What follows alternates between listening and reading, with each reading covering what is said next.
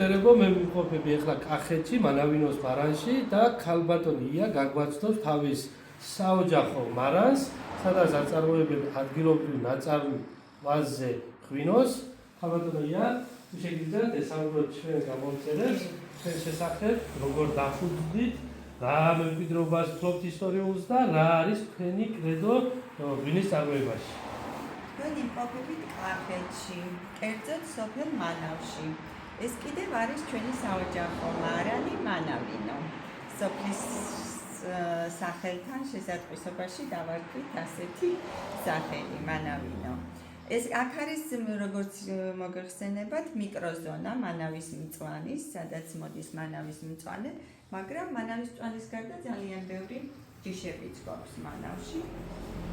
ჩვენ ვაწარმოებთ საოჯახო მეურნეობას, სადაც ბევრი ჯიშის უძენი გვაქვს მოყავს და ასევე წურავ ოჯახის არაყი გვაქვს და სხვადასხვა სახეობის კონიაკი, ჭაჭა და ასე შემდეგ. ყველაფერი გვაქვს საოჯახო.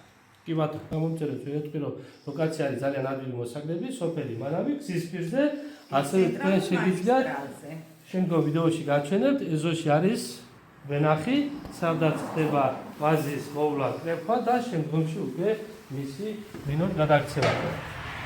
ეს ვენახზე რას ვიტყვით, რა ასაკის არის?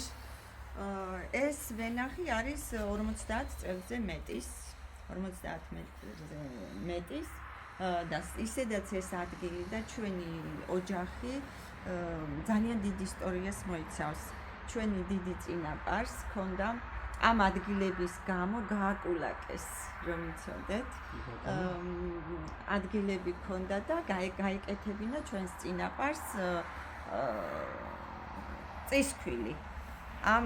ეს წისქვილი ჰქონდათ ოჯახს და უთხრეს რომ ერთიო თვალი თქვენ უნდა დაგიტოვოთო და სამი თვალიო ჩვენ მოგვეცითო ას კომუნისტების დროს და მან არ მისცა ეს ერთიო თქვენო და დანარჩენი მეო, ესე ჩემი გაკეთებულიო ძალიან გონიერი წინაპარი. ისტორია ძალიან საინტერესოა. თუ მობრძანდებით, ქალბატონია ასევე მოგიყვება ძალიან კარგი ისტორიებს, საინტერესო ისტორიებს, ასევე დაგაგემოვნებინებთ საუკეთესო ღვინოს.